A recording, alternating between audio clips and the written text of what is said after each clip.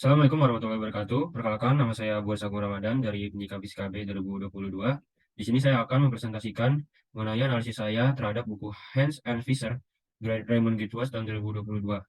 Yang saya akan bahas yaitu bab 6 dengan judul Instructional Coherence and the Development of Student Competence in Physics. Pokok bahasan yang ingin dibahas adalah 1. Perkenalan, 2. Kompetensi siswa, 3. Mengembangkan kompetensi siswa, 4. Koherensi struktur dan pengembangan kompetensi, 5. Merancang instruksi yang koheren, 6. Ringkasan dan kesimpulan. Perkenalan. Kemajuan teknologi mempengaruhi dunia kerja dan pentingnya dan mengharuskan siswa memiliki kemampuan teknologi yang cukup. Artinya, perkembangan teknologi yang semakin pesat ini mempunyai dampak besar terhadap dunia kerja. Kondisi tersebut menuntut para siswa untuk mempunyai kemampuan teknologi yang memadai agar bisa bersaing di dunia kerja yang semakin kompetitif. Namun, kemajuan teknologi juga menghadirkan berbagai tantangan seperti peningkatan permintaan energi, perubahan iklim, dan kompleksitas aliran informasi, serta barang dalam dunia yang terglobalisasi. Berarti, siswa perlu memiliki kemampuan teknologi yang cukup untuk menghadapi tantangan yang ada di masa depan, serta memiliki kesadaran tentang dampak teknologi terhadap lingkungan dan masyarakat sehingga dapat mengelola teknologi yang bijak dan bertanggung jawab. Dalam dunia pendidikan, salah satu hal yang sangat penting bagi siswa adalah memiliki kompetensi yang memungkinkan mereka untuk memahami inti ide atau gagasan dari satu domain yang sedang dipelajari. Selain itu, siswa juga perlu mampu mengintegrasikan pengetahuan mereka untuk membuat sense atau pemahaman yang jelas dari fenomena atau masalah yang ada dalam kehidupan nyata. Hal ini sangat penting jika siswa hanya mempunyai pengetahuan secara teoritis tanpa bisa mengaplikasikannya pada situasi atau suatu masalah, maka mereka tidak akan bisa berkembang dan tidak bisa berkembang secara optimal dan siap menghadapi tantangan di masa depan.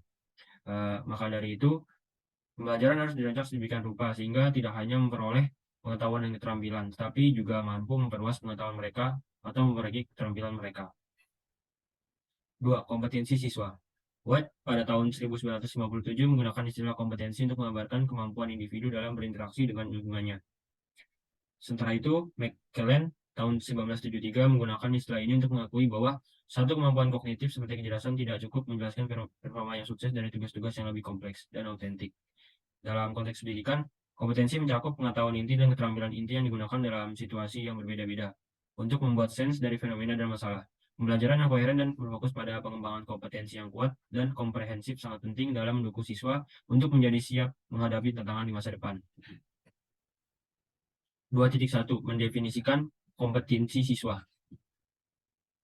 Dalam dunia pendidikan, pekerjaan, konsep kompetensi menjadi semakin populer untuk mendefinisikan tujuan pendidikan dan pelatihan berdasarkan tentang aktivitas yang terkait dengan suatu pekerjaan tertentu. Bisa menunjukkan bahwa para siswa hanya mengulang kembali pengetahuan faktual dan menerapkan keterampilan secara sistematis pada tugas rutin, sehingga konsep kompetensi semakin populer dalam pendidikan sains. Konsep ini dirumuskan sebagai kapasitas siswa untuk menggunakan pengetahuan sains, mengidentifikasi pertanyaan, dan mengambil kesimpulan berdasarkan bukti untuk memahami dan membuat keputusan tentang dunia alami dan perubahan yang terjadi di dalamnya akibat aktivitas manusia. Dengan demikian, konsep kompetensi dalam pendidikan sains bertujuan untuk mempersiapkan siswa untuk pembelajaran sepanjang hayat dan untuk berpartisipasi dalam masyarakat, budaya, dan karir di masa depan. Dalam bidang sains, kemampuan siswa diukur melalui keterampilan, pengetahuan, dan sikap yang dibutuhkan untuk memecahkan masalah dalam situasi tertentu. Setiap negara memiliki standar yang harus dicapai oleh siswa pada akhir masa pendidikan formal, seperti yang ditetapkan oleh standar pendidikan sains di Jerman dan Amerika Serikat. Framework bisa juga mengidentifikasi 3 dimensi kompetensi siswa dalam sains, yaitu ide-ide antidisiplin, praktik sains dan teknik, serta konsep matematis. Meskipun ada beberapa perbedaan dalam definisi kompetensi sains, tetapi umumnya memiliki 3 ciri yang sama, yaitu 1. Mendasari performa siswa di berbagai situasi, 2. Spesifik untuk domain tertentu, 3. Melakukan kumulasi berbagai pengetahuan, kemampuan, dan keterampilan. Beberapa definisi kompetensi mungkin hanya mencakup keterampilan dan pengetahuan, sedangkan definisi lain dapat memasukkan sikap, nilai, atau keyakinan sebagai bagian dari kompetensi yang diperlukan untuk sukses dalam suatu bidang atau pekerjaan. Oleh karena itu, penting bagi kita untuk memperhatikan perbedaan definisi dan mempertimbangkan aspek-aspek non-kognitif dalam mengembangkan dan mengevaluasi kompetensi.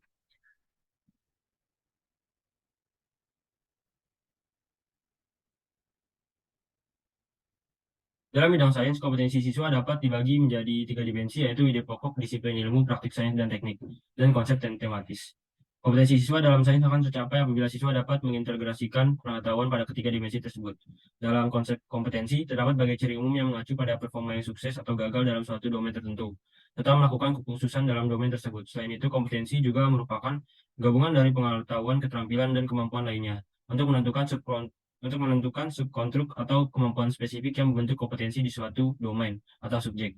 Dilakukan pemodelan kompetensi. Dalam hal ini, pemodelan dilakukan untuk memahami elemen-elemen yang membentuk kompetensi dan mengembangkan strategi untuk meningkatkan kualitas pendidikan dan pelatihan di berbagai bidang.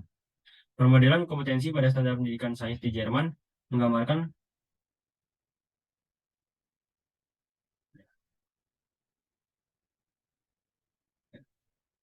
eh, Pemodelan kompetensi pada standar pendidikan di Jerman menggambarkan kompetensi siswa dalam 4 era kompetensi dengan berbagai level kompetensi yang dikarakterisasi oleh hierarki antara elemen setiap dimensi. Perbedaan kompetensi memperinci pengetahuan, keterampilan, kemampuan yang membentuk kompetensi dalam suatu objek. Namun untuk merancang instruksi yang mendukung siswa dan mengembangkan kompetensi di suatu domain, perlu juga memahami bagaimana siswa mengembangkan kompetensi tersebut dan menggabungkannya menjadi suatu kompetensi yang utuh dalam subjek tersebut.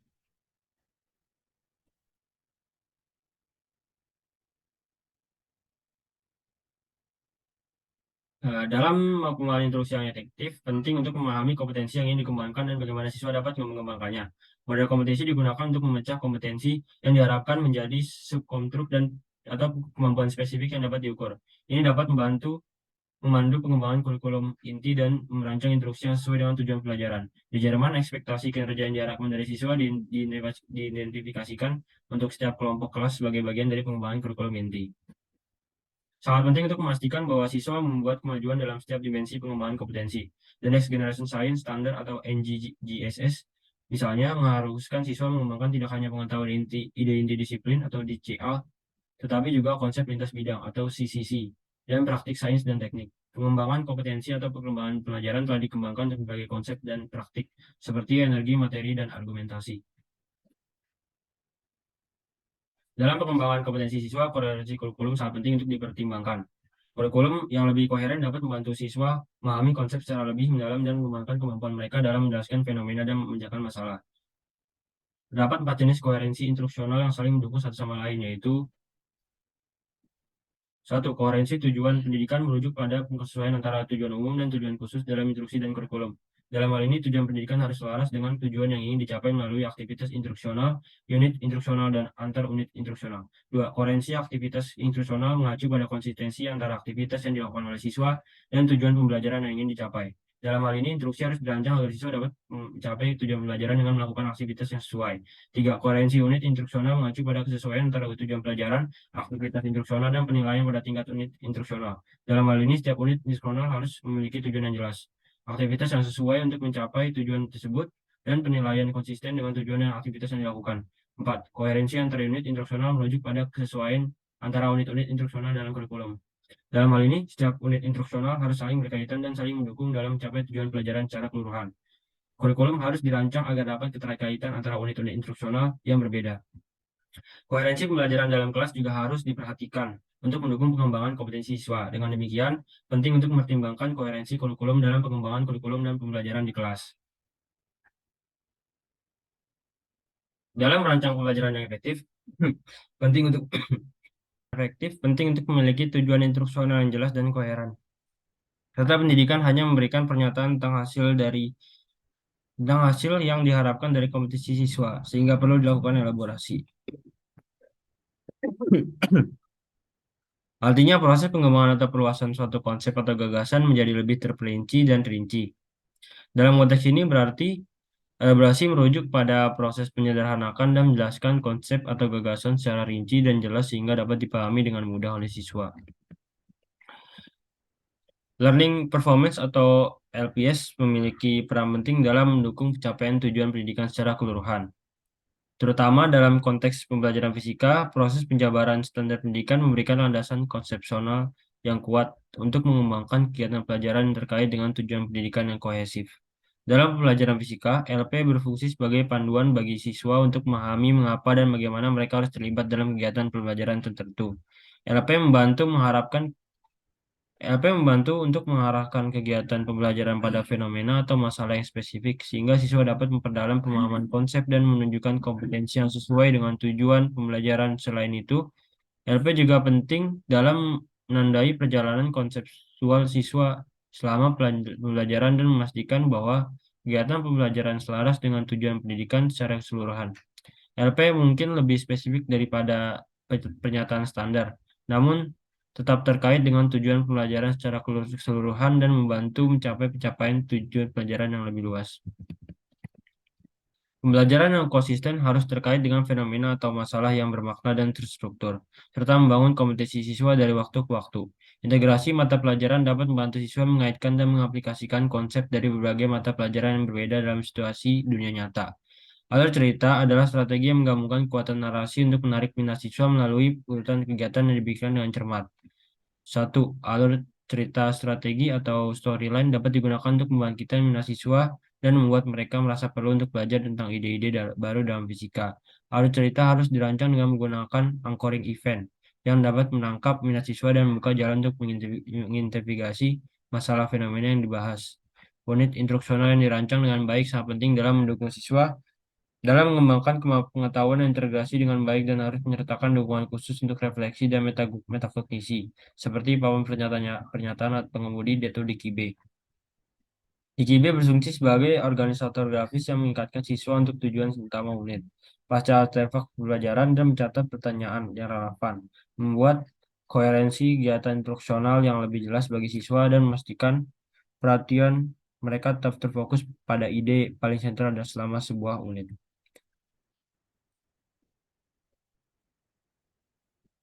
Pen- Oh ya, koherensi antar unit pembelajaran sangat penting dalam pelajaran fisika. Dalam dokumen standar yang membahas kompetensi fisika, terdapat dua jenis koherensi antar unit pembelajaran, yaitu koherensi horizontal dan vertikal. Dokumen standar memberikan panduan yang penting untuk menilai koherensi antara unit dalam dan antar tahun akademik. Kesinambungan antara unit-unit pembelajaran dalam kurikulum sains yang disebut inter-unit coherence sangat penting untuk membangun pengetahuan yang terintegrasi dan mengembangkan kompetensi siswa secara berkelanjutan. Kurikulum IQWST menjadi contoh bagus dalam membangun inter-unit coherence dengan cara menggabungkan praktik sains dan ide-ide secara holistik dan jelas dalam mengajarkan kepada siswa. Ringkasan dan kesimpulan. Pendidikan STEM, Sains, Teknologi, dan Mekanik dan Matematika memainkan peran penting dalam memberikan keterampilan dan pengetahuan yang relevan untuk menangani kebutuhan global saat ini. Sebagai bagian dari STEM, pendidikan fisika dapat membantu siswa memperoleh keterampilan yang dibutuhkan dalam memecahkan masalah, bekerja dalam tim, mengambil keputusan, dan berpikir kritis. Namun, untuk mencapai tujuan ini diperlukan pendekatan sistematik yang holistik, termasuk sistem penilaian tepat dan pengembangan profesional guru. Penting juga bagi guru fisika dan peneliti pendidikan fisika untuk berkolaborasi dan bertukar informasi guna memastikan instruksi dan penilaian didasarkan pada data empiris. Teknologi modern serta simulasi dan permainan edukatif dapat memperkaya pengalaman belajar siswa dan membantu mereka membangun pemahaman yang mendalam dan menyenangkan. Terima kasih. Terima kasih telah membaca dan menggunakan informasi ini untuk kepentingan Anda. Semoga informasi ini dapat membantu Anda dalam mencapai tujuan Anda di bidang pendidikan dan pengembangan diri. Sekian dari saya, Bursa Ramadan. Wassalamualaikum warahmatullahi wabarakatuh.